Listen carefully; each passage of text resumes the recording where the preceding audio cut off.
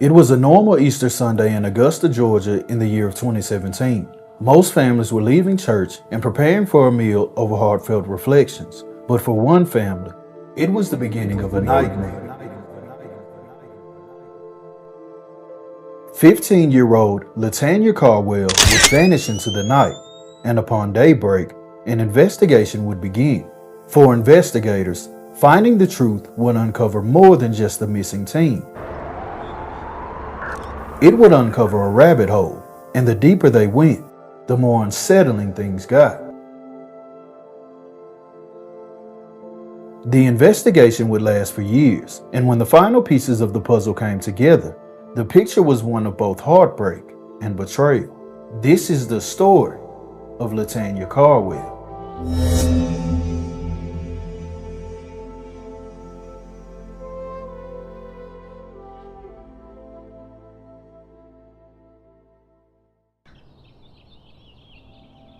April 17th, 2001. The world would make way for LaTania Carwell. She would be brought into this world in Palestine, Texas by her mother, Tanya. Upon entering this world, her father wasn't inside of her life, so she would receive her mother's maiden name. But although she lacked a father at that time, she wasn't lacking male authority. Her Uncle Charles would step in and fill that role. Life for LaTania in Texas would be short-lived, as the family would relocate to Georgia. While in Augusta, she would begin to grow from a young child into a young woman. She would be raised alongside one other sibling, a little sister, but life for them was challenging. They had a mother who struggled to make ends meet. She also had a long line of relationships that never seemed to go anywhere. As time always will, it moves forward and changes begin to happen. LaTania's mother would get married to a man who goes by the name of Leon Tripp. After taking his last name, he would step in and fill the role as a stepfather. By the year of 2017, LaTania is now 15, going on 16. Her little sister is 7 years old. And although life could be rough at times, it never reflected on LaTania's life. She was a student at Josie High School, and by the teacher's account, she was a great student. She loved to learn. She was smart, sweet, funny, but she was also athletic. She played softball. The bubbly teen with the captivating smile managed to garner the attention of others around her. To those who knew and loved her, she was simply Janelle, the fun-loving teen who was going places in life. By April of 2017, she had one thing on her mind: her birthday, which was coming up on April 17th. This was it, her sweet 16th birthday. By all accounts, she was elated and ready for it. This means you're 2 years shy of officially being an adult and stepping out into the world on your own. For LaTania, this meant a new beginning. She was about to carve out her own path, but sadly, she would never see her 16th birthday. An event would occur that would alter not only her life, but everyone around her. April 16th, 2017. It was a Sunday, and it was also Easter. So as normal, the family fired up the grill and began to celebrate. At some point on that day, LaTania's mother says that she got lightheaded and sick, so she had to go inside to lay down. At that time, LaTania was outside helping her stepfather cook, along with her 7-year-old little sister.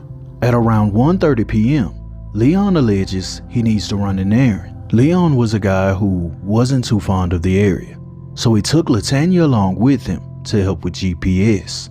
But after leaving the home around 1:30 p.m., hours would pass, and they wouldn't return. In fact, the mother begins calling, but no one answers. The sun would set on that evening, and the night would make way for the morning. And by the morning light hours, there was still no word of them. This is April 17th of 2017. It is now officially the 16th birthday of LaTania Carwell, but instead of celebrating, she was being reported missing. When LaTania was reported missing, there was no Amber Alert issue. They simply jotted down the information and began investigating. As word began to spread throughout the community, missing posters began to go up. At this time, both LaTania and her stepfather were considered missing. But a few days after their disappearance, authorities would catch a break in the case. On April 21st of 2017, Leon Tripp would be spotted at a gas station. The person who spotted Leon would call this tip in to the authorities. While reporting this sighting of Leon, they would bring unsettling news that he was alone and LaTania Carwell was nowhere in sight. April 23rd, 2017. On this day, the authorities would discover the vehicle of Leon Tripp, a 1990 white GMC Sierra. From the looks of it, the vehicle seemed to be abandoned, which raised even more flags. The days would slowly begin to form into weeks, and after 2 weeks, there was no sighting of LaTania and no further sighting of Leon. By now, rumors are spreading throughout the community that LaTania and Leon had something going on, and they ran off to be together. Hoping to get past the rumors and forward to the truth, people would step in to help. People like Angela C. Harden, who is a mother, a grandmother, servant, pastor, teacher, counselor, author, entrepreneur, and now you can add one more to that list, community activist. She would reach out to the mother of LaTania Carwell, and they would make a live video. The live video of Tanya Tripp pleading for the safe return of her daughter would begin to circulate. They would also attach a $500 reward for any information that leads to LaTania's whereabouts. Blessings, Facebook family. I'm going Facebook Live. I got a very urgent announcement and message that I must get out. And I need as many people as possible to please join me. It's a sad case, and it's an emergency, a 911 that I want to get out right quick. And I need as many people as possible to share this. Please repost this, share this. Tanya Tripp. Tanya, I know it's a little difficult, but would you just kind of share with our audience how important this is and how bad you want your baby to come home? Yes, it's the utmost important because my daughter has never, ever been away from me this long, a period of time without no call, text, or anything. And I need my baby home at the utmost 15 days ago. That's how important it is. Okay, so on the 16th, which was Easter, we had a cookout. And I was helping out with them with the cookout, and I do have cancer. I have brain cancer and I have lung cancer. And I was inhaling too much of the smoke, so my husband told me to go in the house and lay down. So I did, because I couldn't breathe. And shortly after that, you know, she was out there helping him finish cooking or what have you. They all ate and everything, but I didn't eat at that time. Later on, that's when I said about 1:30, he came in the house after all that was over with. He came in and he said, "Babe, I need to use your phone. I need to look up something," is what he said. So I just gave him my phone and rolled back over and laid down. And shortly after that, I heard his truck crank up. And then I heard after that, the back door slam. My baby girl, shortly after that, when they left, came in and told me that, you know, she had left or whatever. Janelle's gone is what she said. And I said, "Gone where?" And she said, "I don't know." So I go through the house calling for her, nothing. And I immediately go into mommy mode. I called my husband because I knew he had my phone. And first thing he said was, "Baby, I'm sorry." He said, "I got Janelle." He said, "I got her to ride along with me because I didn't want to bother you because you were sick." He said, "I was going to ask you, but you were sick, but I didn't want to bother you." And he said, I asked her to ride with me to help with the GPS because he is not no technology person. He's not. And my daughter is good at that kind of stuff. So that's why he asked her since I wasn't able to go. And she went with him to help her dad with that. He told me, he said, "Maurice is stuck on side the road." He said, "And I'm trying to help him." I said, "Okay." And he said, I told him, I said, "Well, is you going to follow him all the way home?" He said, "No." He said, "When we get back in Augusta," he said, "he gonna go his way, I'm gonna go mine." I said, "Okay." I said, "Well, babe, call me and let me know y'all on your way or what have you." He said, "Okay, I will." And 3, 4, 5, 6 o'clock, I'm calling, texting, nothing. And that's one thing they not gonna do is ignore my call when they see me calling at all. They not. especially her. If she see me calling, she's gonna answer that phone. If he's same thing with him, regardless of what he doing, he's gonna stop. He gonna answer me and go back to wherever he's doing. So it's crazy for them not to answer the phone or what have you. And all this craziness about they ran off to be together and stuff. No, it's no truth in none of that. That's her dad. That's his daughter. That's it. I'm his wife, not her. So all that craziness, there's no happening to that. And I know she's going out of her mind trying to find me or trying to get home. So yes, I need my baby home. I do. Okay. So you making a plea to the people? Yes, please. If you see her, call the authorities so they can do their job to get her home, because every law enforcement agency around this world know about this case. So yeah, please, if you see her, just call 911, please. On Monday, May 1st of 2017, the investigators would do a follow-up interview with LaTania's mother. She would once again hash out the story of how our daughter left with her stepfather and then never returned. And due to Leon being spotted prior at a gas station and being alone, they now had enough for a warrant. A warrant for holding LaTania against her will. But there's one problem. Leon is still considered missing, so he can't be brought in for further questioning. The story about missing 16-year-old LaTania Carwell will continue to grow, and the media would reach out in hopes of generating leads. Tuesday, May 23rd, 2017. On this day, a twist would come in the case, and everything the community thought they knew was a lie. Because on this day, Leon Tripp would be arrested, but guess what? He wouldn't be arrested alone. He would be arrested along with his wife, Tanya Tripp, the mother of LaTania. And to further complicate the situation, they were arrested at a U-Haul rental center, picking up a truck. Inside of their personal vehicle, they found the belongings of Leon Tripp, but also Tanya. At that time, they had their 7-year-old daughter with them, and they didn't bring anything of hers.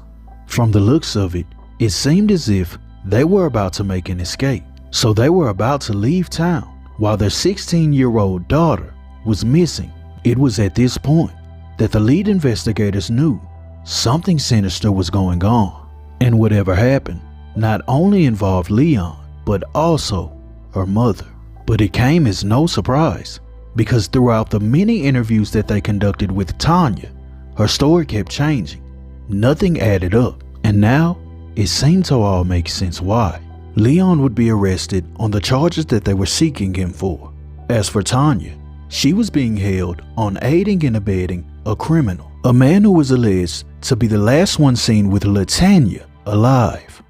Latest in the search for LaTania Carwell, the missing teen, hasn't been heard from since April 17th. Her mother, Tanya Tripp, was arrested Tuesday in Atlanta. She's charged with hindering the apprehension of a criminal. She is now booked in the Richmond County Jail. LaTania's stepfather, Leon Tripp, who was allegedly the last person seen with LaTania Carwell, was also arrested this week in the Atlanta area. He's in the Fulton County Jail. And while investigators work hard to find out where LaTania Carwell is, we are getting a better view of her stepfather, Leon Tripp. Tonight, we are learning new information about his background and the laundry list of criminal charges he faced since 2009. News Channel 6, digging deeper into Tripp's background, found several allegations of violent crimes related to Tripp. We've also looked into the background of Tanya Tripp and found she has no arrest record. Investigators in Atlanta and Richmond County are still trying to get both Tanya Tripp and Leon Tripp to talk about where LaTania is actually located. May 24th, 2017, exactly one day after Leon and Tanya were arrested, authorities have now drawn up a warrant to search their home. And while they're searching their home, they're actively interviewing Tanya and Leon. Tanya would refuse to talk to investigators, and she would request to go back to her cell. However, Leon would offer an explanation. He would tell the authorities that on April 16th of 2017, the day that LaTania went missing, that she was in fact with him. But while he was running this errand, he gave her some money. He dropped her off at a mall, and he hasn't seen her since. So they press him further. They're not buying that story, but he sticks to it. At this moment, we now have LaTania's mother and her stepfather incarcerated, but LaTania was nowhere to be found. Searches were conducted. Flyers were hung up all over the city, but no more tips. There was also no sightings. It seemed as if 16-year-old LaTania Carwell had simply vanished, and the key to finding her lied with her parents. Time continues to elapse, and before you know it, it's 2018. But luckily for the investigators, this would be the year that the search would end, just not in the way they hoped. Almost a full year has passed since the disappearance of LaTania Carwell. Over that period of time, investigators were conducting interviews, in fact, several of them. These interviews would lead to more and more clues that ensured the investigators that they were hot on their trail. Good morning, Jake and Destiny. LaTania Janelle Carwell has been missing since April 17th, and right now, today, it started at about 8 a.m. You had over 50 volunteer deputies out here. You're going to have elements of the Richmond County Sheriff's Office along with agencies from around the area, from Augusta to Atlanta, sweeping the Tate Road area, starting at the location that LaTania was last seen, which is the home behind me with the blue trailer. You've got ATVs, all kinds of vehicles, even a helicopter for aerial surveillance is coming out. And what I was told by Lieutenant Rollins just a moment ago is that they're going to be calling out everything they find. So they're going to be checking abandoned sheds, tall grass, everything and anything, opening up abandoned cars, whatever that they run into on their search. And they'll be calling out anything they find. That means if it's an animal, if it's something that it has bones near it, anything and everything will be called out. So there may be some false alarms as we go forward with this search. And also another important aspect to note is that he called this, Lieutenant Rollins did, a 2-day intensive plan. And they have learned enough information behind the scenes through various interviews that they're confident that they can find the remains in this immediate zone, though they're willing to stay out here beyond the 2 days if need be. Reporting live in Augusta, John Donald, WFXG, Fox 54 News Now. March 8th, 2018. A citizen of Georgia is canvassing their personal property. While roaming the wooded area behind their home, they would find something odd. They would immediately back away and contact the police. The police would arrive on the scene, and they would in fact confirm what they saw. Located in a shallow grave, they would find the remains of a victim. At the time of the discovery, they didn't know who it was, or even if something bad happened. They collected the remains and then shipped them off to the medical examiner's office. They were able to identify the victim using dental records. The victim would in fact be identified as 16-year-old LaTania Janelle Carwell. In light of the discovery, the charges would be upgraded on Leon Tripp and Tanya Tripp. They were now both being charged with murder. Due to the state of the remains, the medical examiner wasn't able to determine how it happened, but due to the circumstances of her disappearance, it was enough to rule it a homicide. The year of 2018 would come to a close, and then 2019. Still no update on the case. Aside from arraignment, LaTania and Leon hadn't seen their day in court. And then 2020, a major break would come in the case. Investigators would discover some startling news. They haven't released how they found out this information, but they would release the details. It turns out that LaTania Carwell's parents have been trying to get rid of her for the past 3 years. That's right. Starting at the age of 13, they were trying to hire someone to take her out. For 3 years, they tried 3 separate times to have this done, but they were unsuccessful. The question at hand now is why? What's the motive? The authorities are reluctant to release the true motive of what happened, but it's kind of not hard to figure out if you do a little digging. When investigators initially found the white truck of Leon, in the back of the truck bed, they discovered dirt, which leads them to believe he's the one who buried the remains. There was a rumor going around that LaTania Carwell was pregnant, and that's the reason why Leon did what he did. but that can now be essentially ruled out. The medical examiner wasn't able to determine whether or not she was truly pregnant. But there is one other scenario. In the state of Georgia, during a wrongful death, you can file a lawsuit. And if the lawsuit consists of a murder and not knowing who committed the act, you can then turn to the state in order to receive a payout. In a case like this one, you can receive anywhere from $600,000 to $3.6 million. This would cover your damages, your funeral expenses, but also your emotional pain. In the state of Georgia, you can be missing for approximately 4 years before being considered deceased, which means it's possible that they got rid of her and they were willing to wait that 4-year period. But as for now, that's no more than my theory. Both Leon and Tanya Tripp have not had their day in court. Their cases keep getting delayed. But although there's no definitive answers, there's one thing that's certain. The state is seeking the ultimate penalty. In the end, their fate will lie in the hands of a jury, just as LaTania's fate was in theirs.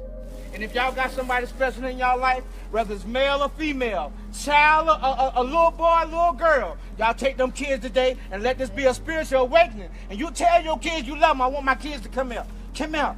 Come here now. Come here, please. I love y'all. Do y'all see this?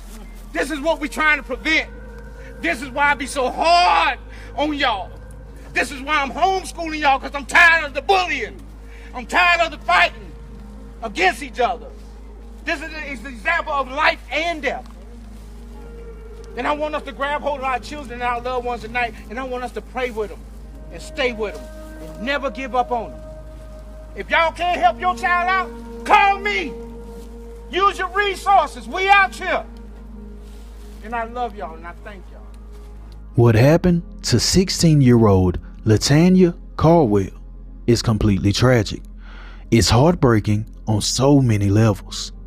But to make it 100 times worse, she was taken out by the hands of people that were sworn to protect her, to love her, to provide for her. But instead, they committed the ultimate act. But to add insult to injury, there's one more thing about this case that is truly unsettling. I mentioned earlier that when Tanya and Leon were arrested, they were arrested at a U-Haul center. On that day, their personal vehicle was packed with both Leon and Tanya's personal belongings. But in that car, they had nothing for LaTania Carwell's 7-year-old little sister, which leads me to believe she may have been next. Because after all, why bring her clothes and her belongings if she won't be here in the future? This is truly a case where a mother chose her husband over her own children, her own blood. It's beyond despicable. Rest in peace, LaTania Janelle Carwell. Thank you for being a light for others. I truly hope you receive the justice that you deserve. Everybody say, we love you, Janelle. We love you, Janelle.